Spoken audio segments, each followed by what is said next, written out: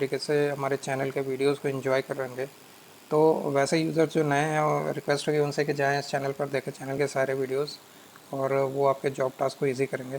तो चलते हैं हम आज के इस एपिसोड में, जहाँ पे हम सीखेंगे कुछ और भी चीज़ें। इसको देखेंगे हम किस तरीके से हाईलाइट करते हैं ऑल्टरनेट रोज़ यूजिंग 3 मेथड्स। ठीक है, तो ये जो डेटा होगी हमारी, ये एज अ रेंज होगी। जैसा कि आप देख सकते हो हमारे पास एक एम्प्लॉय की डेटा है, जहाँ पे एम्प्लॉय आईडी, उसकी नेम, एज और सैलरी है। तो इसको किस तरीके से हम हाईलाइट करते हैं इसके ऑल्टरनेट रोज़ को, इसको एक बार समझ लेंगे किस तरीके से करते हैं। तो फर्स्ट ऑफ ऑल जो हम करते हैं इसको, जो फर्स्ट मेथड जो हमारी, वो एज अ मैनुअल अप्रोच है। ठीक है, ये हमारी मैनुअल अप्रोच होगी। ठीक है, तो ये मैनुअल अप्रोच में हम किस तरीके से करते हैं, तो जैसा कि मान लो कि ये फर्स्ट जो है मेरी, जो रो फर्स्ट है, ये इसकी हेडिंग है। इसके नेक्स्ट रोज़ को मुझे हाईलाइट करनी है, तो हम सेलेक्ट करते हैं इसके नेक्स्ट रोज़ को। जैसा कि आप देख सकते हो, ये मैंने इस रो को सिलेक्ट किया, कंट्रोल को प्रेस करके उसके नेक्स्ट में सेलेक्ट किया, और इस तरीके से हमने ये सारे जितने भी रोज़ है इसको सेलेक्ट कर लिया इस तरीके से। ठीक है, ये हमारी हो गई। ठीक है, और यहाँ से आप किसी एक कलर को क्लिक करके इस तरीके से आप हाईलाइट कर सकते हो। बट ये जो तरीका है, ये इतना ज़्यादा सही नहीं है, क्योंकि इसमें क्या होता है कि ये अभी आपके पास एक छोटी सी सेट पड़ी हुई है, तो इसको तो आप इजीली मैनुअली कर सकते हो। बट जब ये आपकी डेटा के रेंज काफ़ी ज़्यादा हो जाएगी, तो उस केस में आप कैसे करोगे? तो ये एक प्रॉब्लमेटिक चीज़ें हो जाती हैं। तो इसको एक देखते हैं डिफरेंट अप्रोच से। तो अभी तो हमने इसको मैनुअली किया, अब एक बार इसको एक फार्मूला को यूज़ करेंगे और उसके थ्रू देखेंगे किस तरीके से हम इस टास्क को डन करते हैं। ठीक है, यहाँ पे मैं सबसे पहले इसके कलर को डिसेबल कर देता हूँ। ठीक है, फार्मूला होगी तो हम हाईलाइट करेंगे अपने सेल्स को यूजिंग फार्मूला। तो उसको किस तरीके से करेंगे, ये तो मैनुअली हमने फर्स्ट वाले अप्रोच में देख लिया। सेकंड में हम देखते हैं इसको किस तरीके से फार्मूला से करेंगे। तो यहाँ पे इसको मैं करता हूँ हेल्पर कॉलम।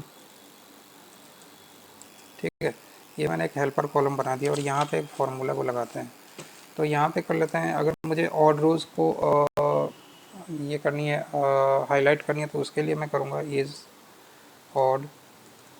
ठीक है, टैब को प्रेस करते हैं और फिर यहाँ पे कर लेते हैं रो, और यहाँ पे ब्रैकेट को रो के बाद डबल स्मॉल ब्रैकेट को ओपन क्लोज करेंगे और फिर नेक्स्ट उसको क्लोज कर देंगे। ठीक है, तो यहाँ पे अगर मैं देखूँ तो ये हमारी फॉल्स आ रही है। ठीक है, तो ये जो हमारी ऑड है, ये हमारी ऑड वैल्यू नहीं है, क्योंकि हमारी रो जो है ये 2 आ रही है, तो इसलिए फॉल्स करते हैं। जहाँ पे भी उसे ऑड मिलेगी, यानी कि 3 मिलेगी या 5 मिलेगी, उसको वो ट्रू करता जाएगा। तो इस तरीके से ये आप देख सकते हो, इस पर हमने फार्मूला को सेट कर लिया है। ठीक है, तो इसको अगर एक बार मैं यहाँ से फ़िल्टर लगाता हूँ, तो कंट्रोल शिफ्ट एल करता हूँ, और यहाँ से ये सारे मुझे अगर सपोज दैट कि मुझे ट्रू वैल्यू चाहिए, तो यहाँ से मैं इसको ओके करूँगा, और इन सारे वैल्यू को या तो आप यहाँ से कॉपी कर सकते हो।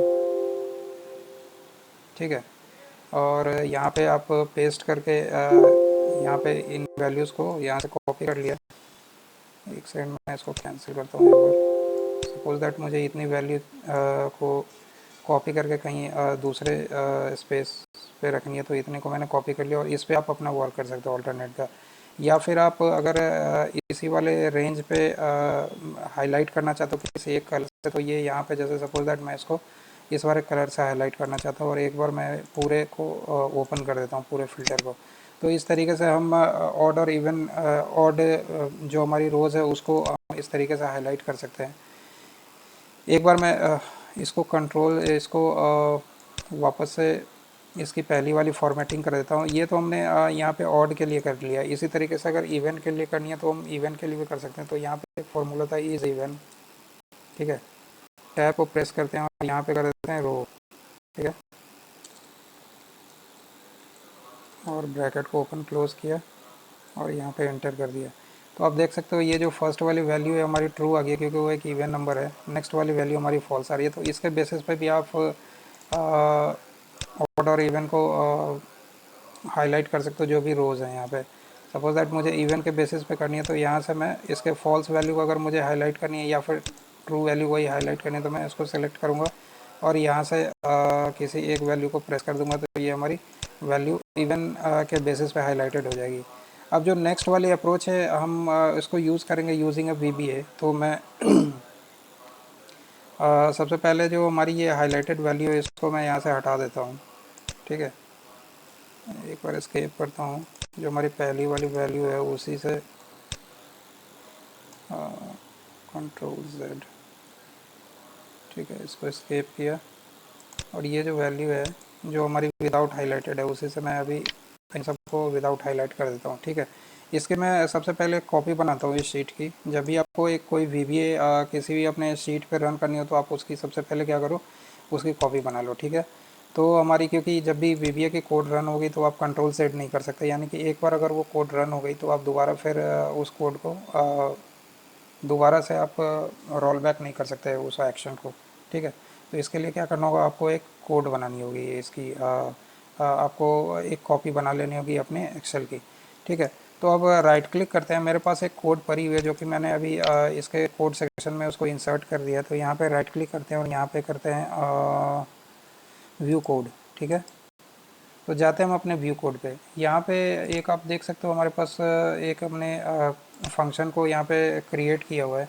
ठीक है, तो इसको इसका नेम जो मैंने दिया है हाईलाइट ऑल्टरनेटिव रोज़ किया है। यहाँ पे हमने कुछ इंटीजर्स कुछ वेरिएबल्स लिए हैं जो कि हमारी माई रेंज है, रोज़ सेलेक्ट है। ठीक है, और एक आई हमारी वैल्यू है जो कि एज ए इंटीजर टाइप है, ये इंटीजर है। और बाकी ये ऊपर की माई रेंज और रोज़ सेलेक्ट ये सारी जो हमारी क्या है,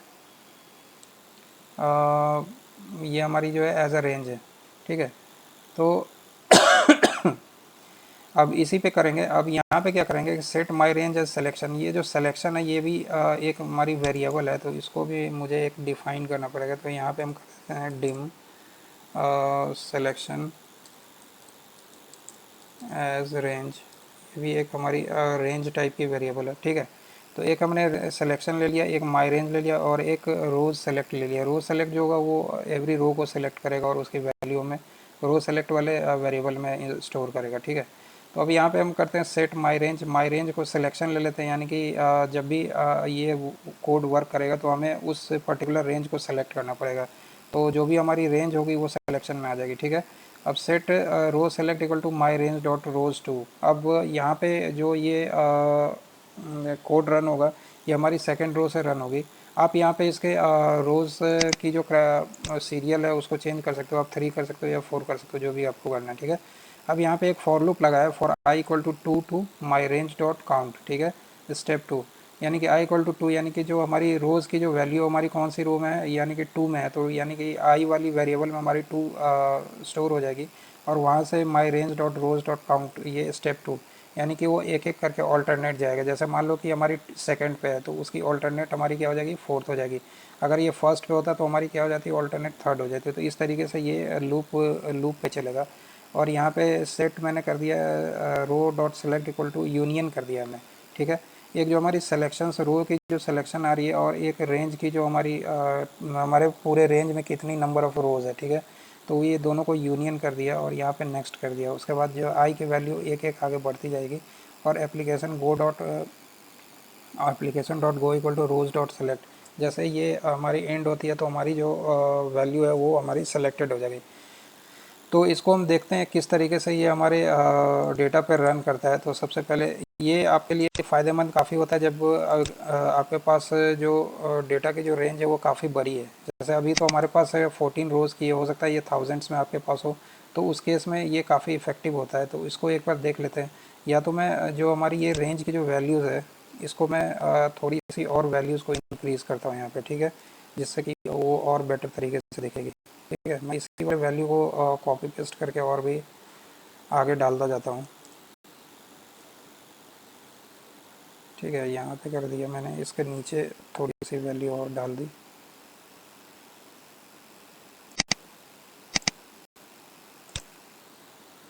ये मैं पूरी वैल्यू को यहाँ से सेलेक्ट कर लिया।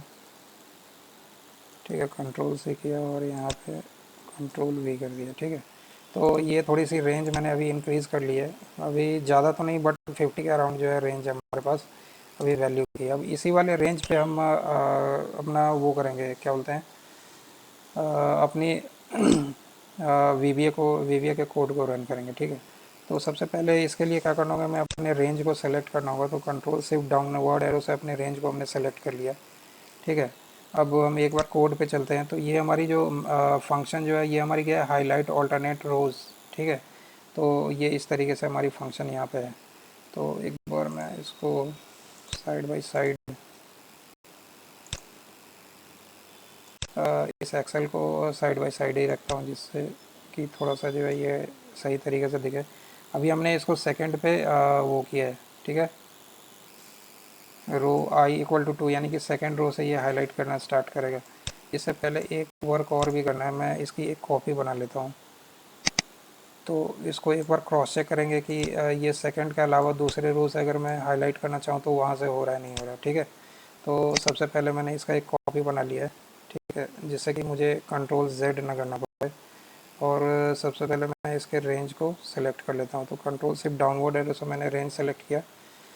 अब चलते हैं वापस से अपने कोड पे। यहाँ पे आप F5 कर सकते हो, या फिर ये जो रन की जो बटन है उसको भी आप यूज़ कर सकते हो, ठीक है। तो मैं इसके रन के बटन को यूज़ करता हूँ। तो यहाँ पे एक एरर आ रही है, ऑब्जेक्ट वेरिएबल इज विथ और विथ ब्लॉक वेरिएबल नॉट ये डिफाइंड। इसको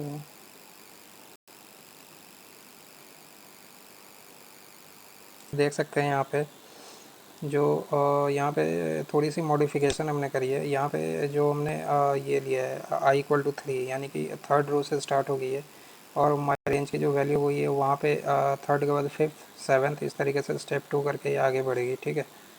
तो ये सारा कुछ एज इट इज़ ही है। एक बार मैं इसके रेंज को सिलेक्ट करता हूँ। जैसे मान लो कि यहाँ पे इंक्लूडिंग हेडर ही कर लेते हैं, ठीक है।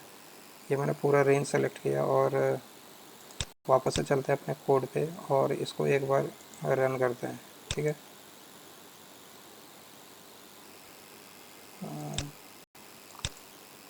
तो जैसे ही रन किया तो आप देख सकते हो यहाँ पे अगर इसको मैं थोड़ा सा मिनिमाइज़ करूँ, आप देख सकते हो ये सारी हमारी जितनी भी रोज़ थी ये हमारी क्या हुई है, हाईलाइट हो सेलेक्ट हो गई है, ठीक है। थर्ड से स्टार्ट किया उसने, यानी जो हमारी हेडर थी ये फर्स्ट थी, सेकंड थर्ड, यानी थर्ड से स्टार्ट किया, और ये एक ऑल्टरनेट एक आगे की तरफ ये सारे रोज़ को इसने हाईलाइट कर दिया। तो इस तरीके से आप अपने रोज़ को हाईलाइट कर सकते हो जब आपके पास काफ़ी सारी डेटा है, यानी कि थाउजेंड्स में डेटा है और उसको आपको हाईलाइट करना है।